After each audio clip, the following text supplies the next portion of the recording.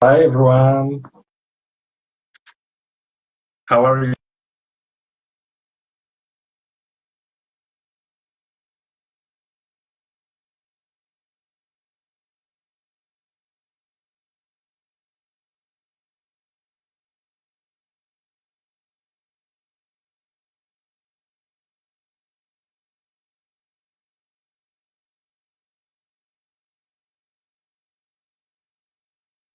today? I hope you have a wonderful day. Oh,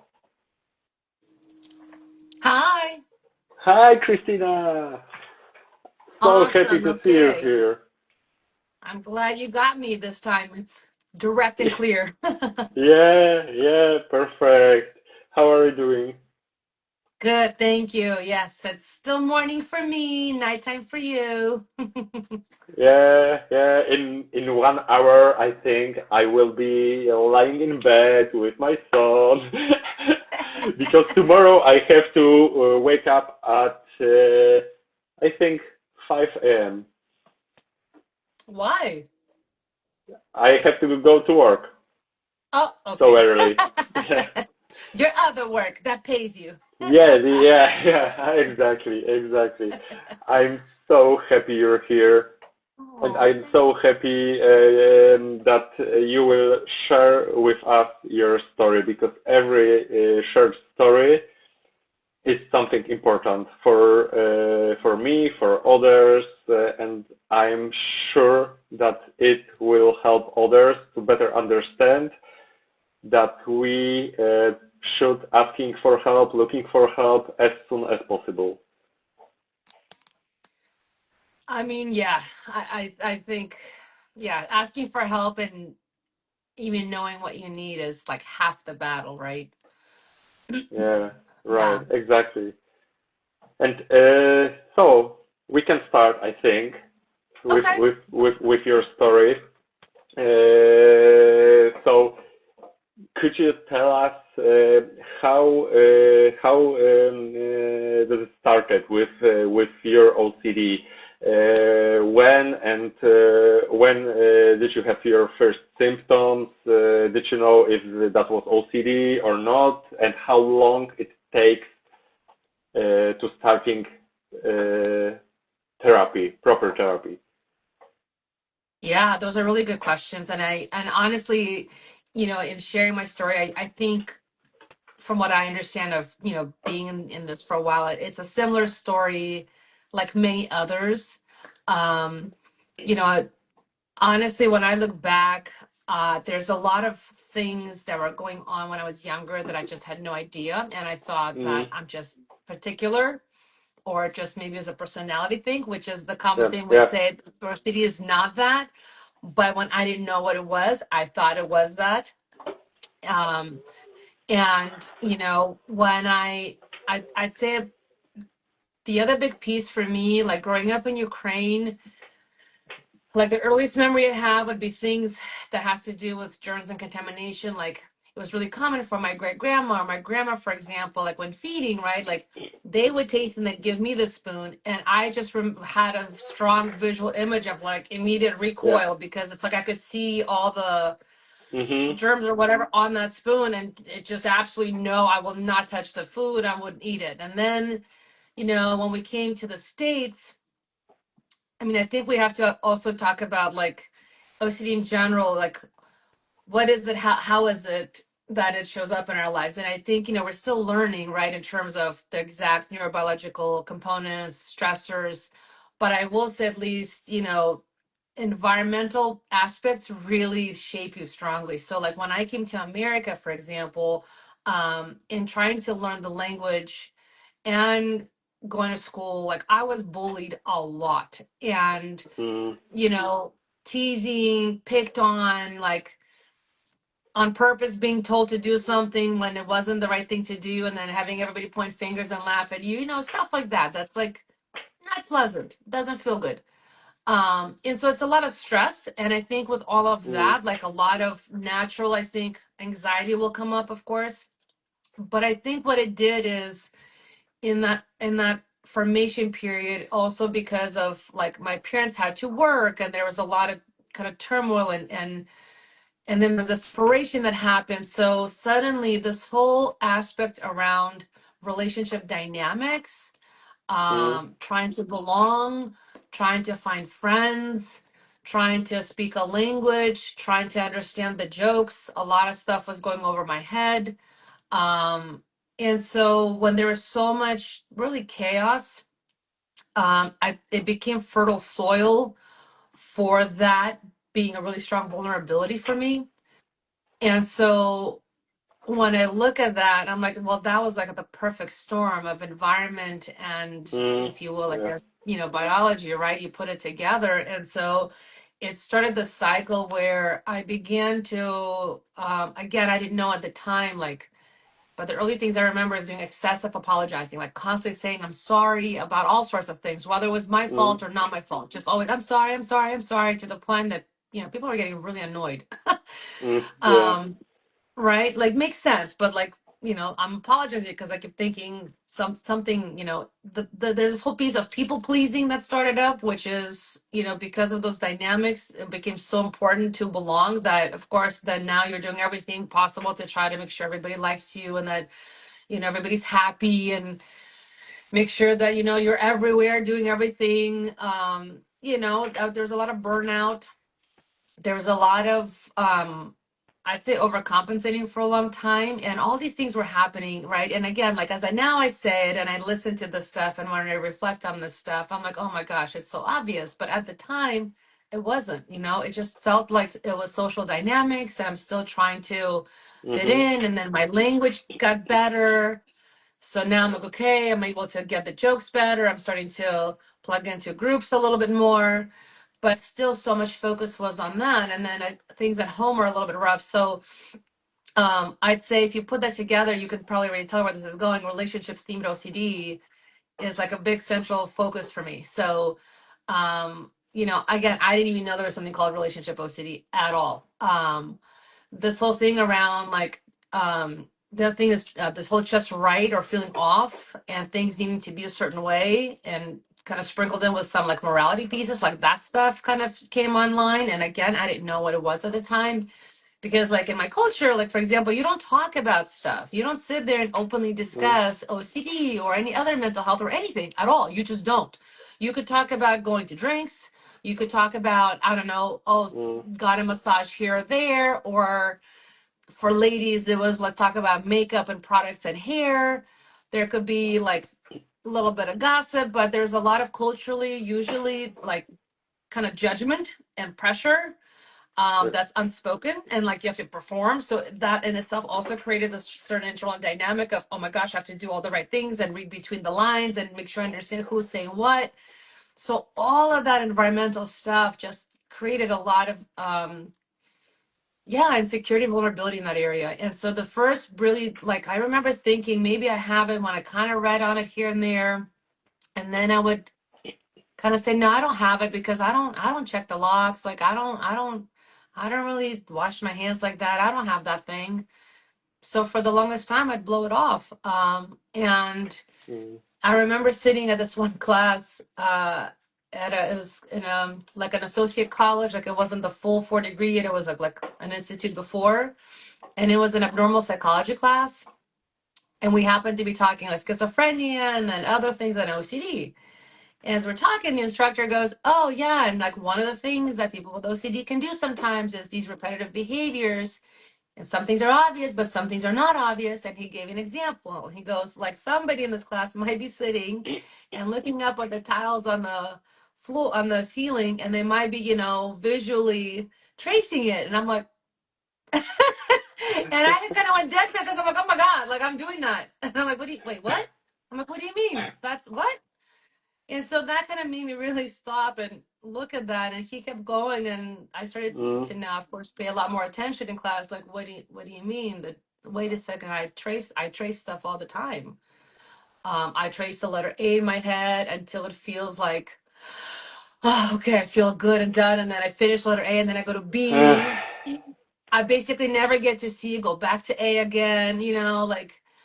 Like all these mm, things that I just didn't know, right? Then there'd be like stuff where like mentally, um you sit there and you start to think about things. So I'd go back and start thinking about like, okay, I want to hang out with my friends, and I think I said this thing, and sometimes, granted, we're human, right? So sometimes I might have put my foot in my mouth. I might have said something that somebody got upset Mm, about.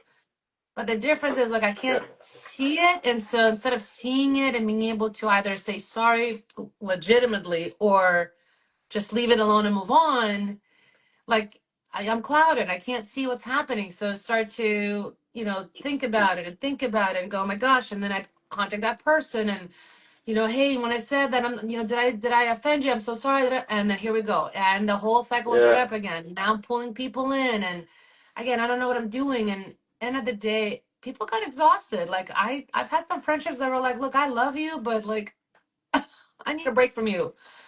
And Um, it was so overwhelming for you because I know this feeling. It was like a store in your head, and you think it's something wrong with you, or you're ashamed of telling about this to anyone, and you're alone yeah, pretty with this much, hell. exactly. Yeah, and I'd say for me, like the biggest heavy hitter was the feeling of guilt. Like I felt like I was carrying a like Mm, a like a bag of bricks and just heavy, heavy. And it was so draining and like emotional because like you said, right, like you don't know, right? So like at times when it's legitimately something is happening, and then there's times where it's not, and you can't tell the difference. So you're treating everything as if it's all one, and you just feel like you're constantly like it's just your fault and you're a bad horrible person, and like you just can't seem to get it right. And so it's mm, really, really draining. And of course socially it's exhausting when you're already trying to belong, and you're like hearing this again, and it's just this dynamics kept yeah. coming up, and it was just like nonstop. It makes me teary now even a little, but and then like I think the biggest thing was I was out with my friend one time. She invited me to this like little local jazz performance, and that's when the biggest like kind of moment happened. And we're listening to music, like nothing's going on. I think I had like 8 glass of wine. And granted, sometimes like, yeah, I used to go out and have my drinks and go like typical 20 whatevers. But like I was sitting there and suddenly I felt like I was having this mental break. Like so I don't know what happened. Just suddenly I'm sitting and it's like like a flood of bazillion racing thoughts. And you're like, you're kind of a little shocked and taken aback. And for a minute, I'm Mm, like, well, my God, is this what it feels like to lose your mind? Because I can't grab this. I can't, oh my God, I can't do anything with this. And I started having a panic attack. And I looked at her and she goes, you okay? I'm like, nope, I need to leave. And so I walked outside. She goes, no, don't leave yet. I'm like, okay. So I sat outside. I didn't know what to do. So the only thing I could do, oh, hi. How sweet. Nice to meet you. Oh, that's so sweet. See, and relationship OCD, you want to get to a place where you can have kids, right? And you can have that connection and relationship. yeah, Yeah, yeah, absolutely. yeah, And we have to be aware about this that our OCD before when I was before my diagnosis, my OCD affected my whole family. I was not aware of that, but OCD had influence of my son because I was in my head every single second, and my son told me, "Daddy, play with me," and I told him, "Wait a second," and this was not a second. This was 1 hour or 2 hours trying to figure it out in my head.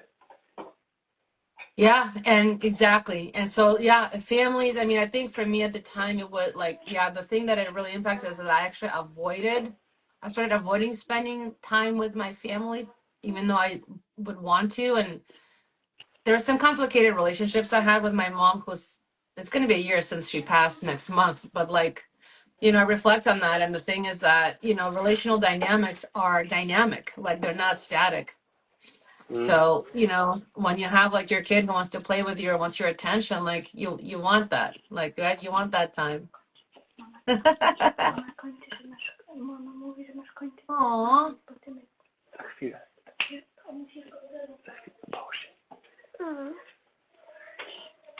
that's so Yeah. cute. Okay. Keep going. That's cute. That's sweet. I love it. I actually really love it. Anyway, yeah. Hi. Well, and that's the thing. You start Hey, avoiding things, I think. How you doing? Yeah. He Does he don't. speak in English? I have. Ah, Yeah. okay. Well, I'm glad that you guys are together spending time now, because that's actually one of the most important things, right? Is not to avoid the people you love and care for. Yeah. It's That's so so important. sweet. It is so important. So, Christina,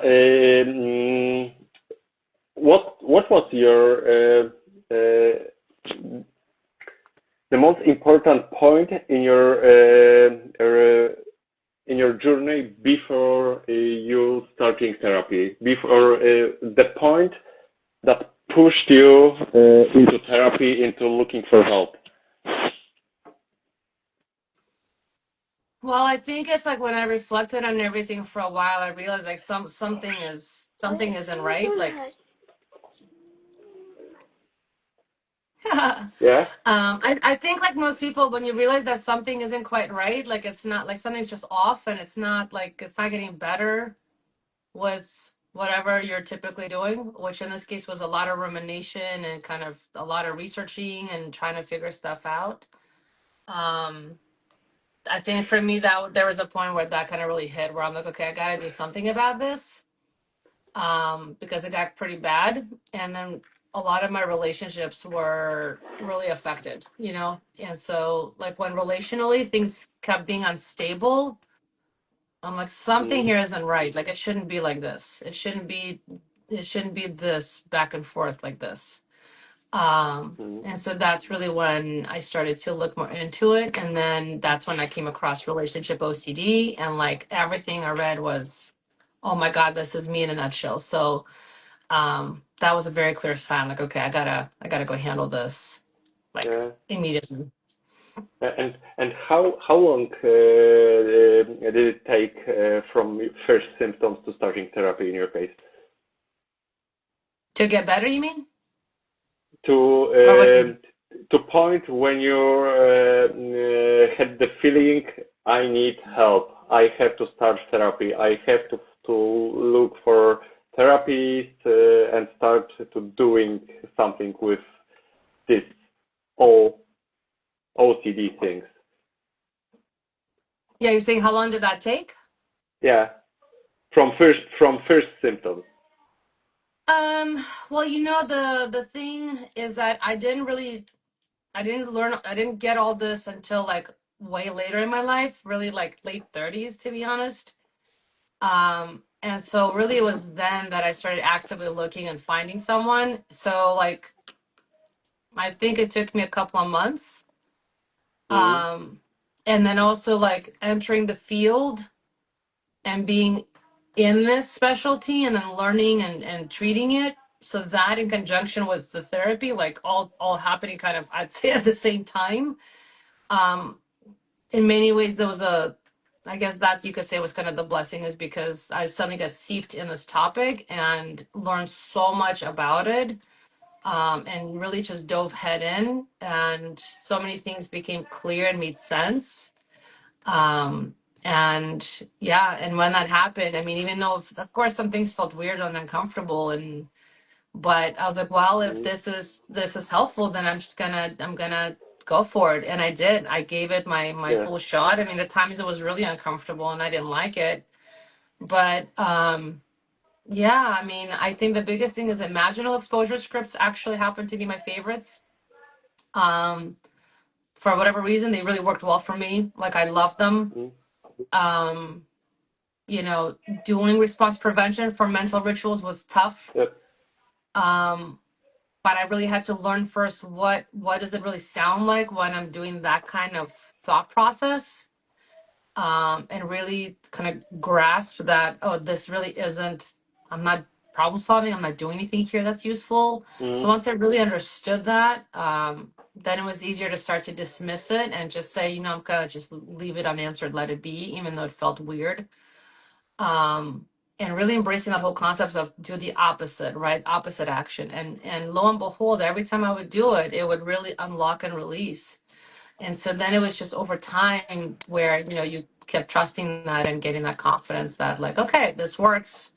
I am getting better. I'm seeing results. Okay, Mm-hmm. great. And then you just get so much more confident and clear and, really you're like, okay, I know that this is something that will help people along the way.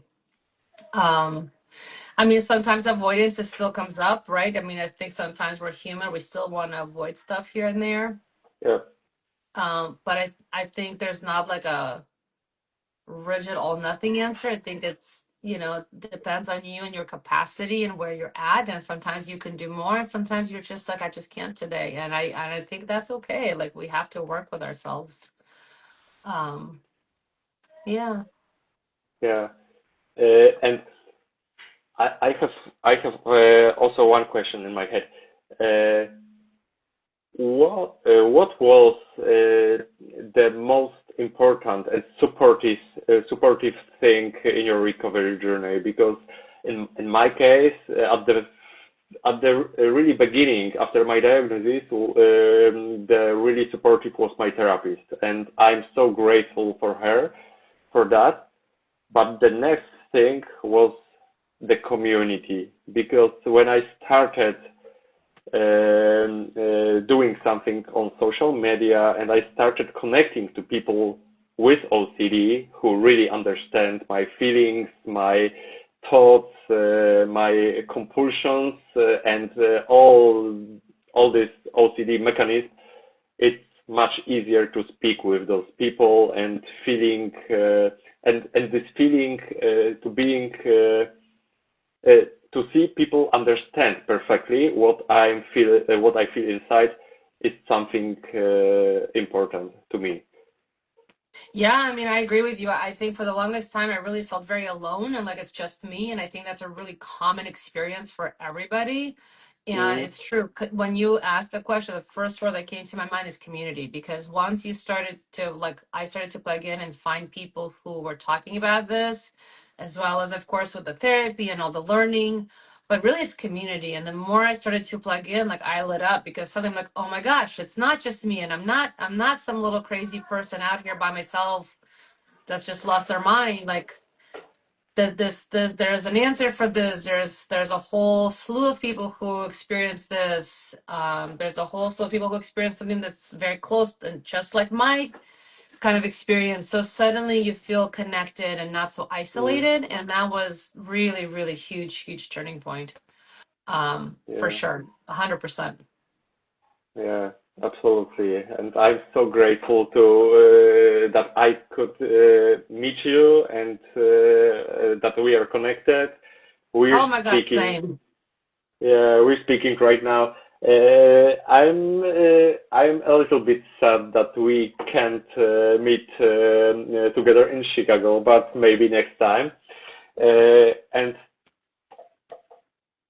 now, Christina, what what advice would you give people who watch this video, this live stream? One or two advices, because I think there are so many people who don't even know where to start, where to find help, what what to do, and what could you say for those people? I mean, I think that's always such a big question, right? And I mean, I'll just say from my own experience, like when you don't know what's happening to you, um, I think, looking around and at least exploring, like if you think it might be OCD or some anxiety, making sure you advocate to get assessed.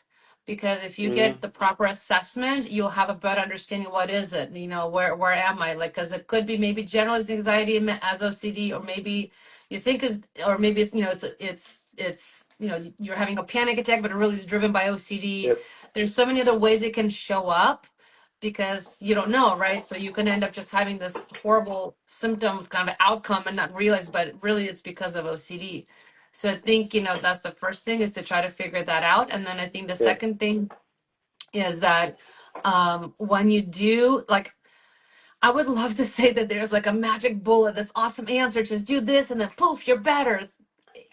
it's not like that. So I would love to just have people, stay open-minded and flexible Yeah, to try. And even if you've tried something once or twice, it doesn't mean you have to give the whole thing up. It just might mean maybe need to tweak it or adjust it, Like, I mean, I've had some people where imaginal exposures were not greatest for them. So we had to do something else a little bit. Or some people responded better to inference-based CBT. Some people love yeah, act and values work. Like everybody's a little different. So, you know, absolutely.